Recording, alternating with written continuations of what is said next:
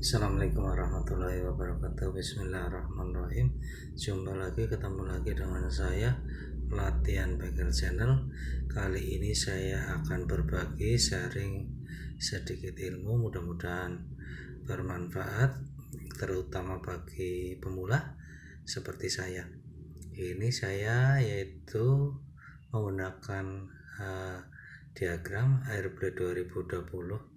Ini padanannya yaitu vario, ini keles yang 150 ini kalau di Indonesia, kalau di Vietnam Airblade ini.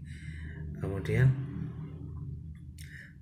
kita perhatikan bahwa di diagram ini yaitu saya hapus dulu, yaitu ini sensor speed, kemudian ini soket DLC, ini saklar idling, ini ada standar samping. Kita geser dulu sebentar, kita perkecil, geser.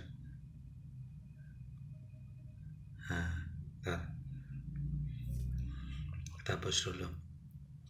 Ini sensor speed, ini ada 3 buah kabel, yaitu pink strip hijau, kemudian black strip white, kemudian green strip black.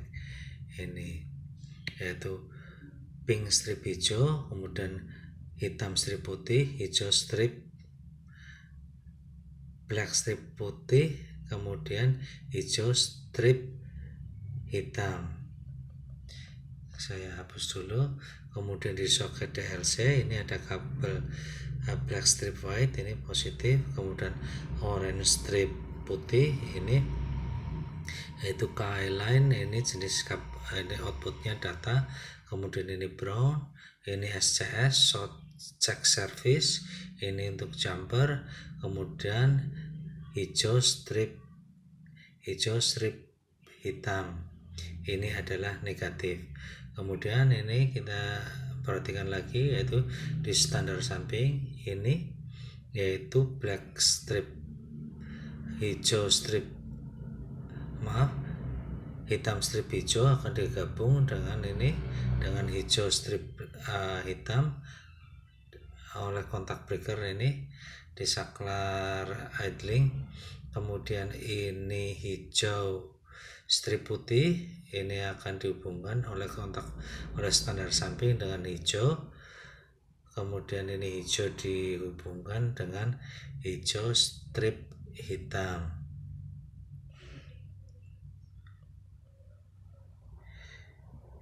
Ini kita lihat lagi, ini adalah output negatif dari HCM. Kemudian ini akan sebagai output yaitu ke sensor kecepatan. Kemudian ini dari sini nanti akan dihubungkan ini ke saklar idling sebagai input negatif ke HCM. Ini juga akan dihubungkan juga oleh standar samping, saklar standar samping ini sebagai input negatif HCM yang berasal dari output HCM. Ini akan menjadi input ke sini, akan menjadi input ke sini. Kemudian kalau kita perhatikan, yaitu dari kabel ini, saya ulangi, ini di paralel, ini masuk ke ini, kalau masuk ke sensor kecepatan dan masuk ke saklar, ini salah satu saklar idling, kemudian masuk ke saklar standar samping.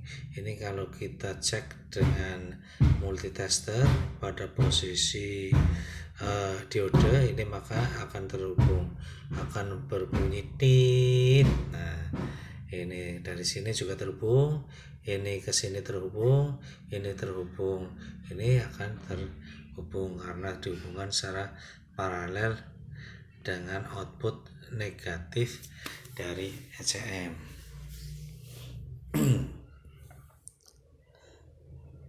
Kemudian kita perhatikan lagi, yaitu input yang ini, saya ulangi, input ini adalah input negatif, input yang kesini juga negatif, yaitu dari negatif HCM.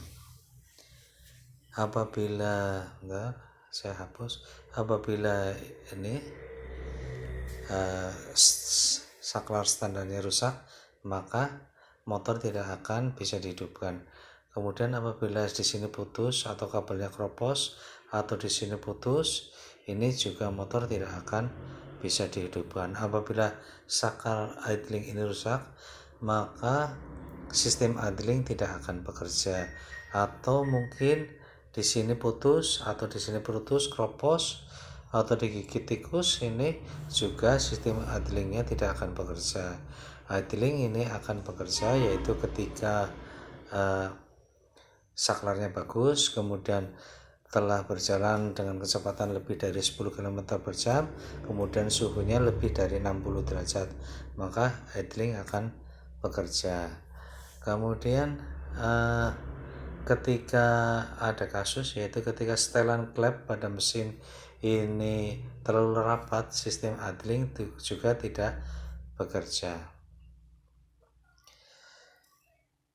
Kemudian apabila di sini, dari sini juga putus kropos, ini sensor kecepatan juga tidak akan bekerja. Demikian juga ini apabila positifnya yang dari aki atau dari kontak ini putus di sini, mungkin juga tidak bekerja, atau bahkan di sini terkelupas sehingga konslet, maka motor juga tidak akan bisa hidup.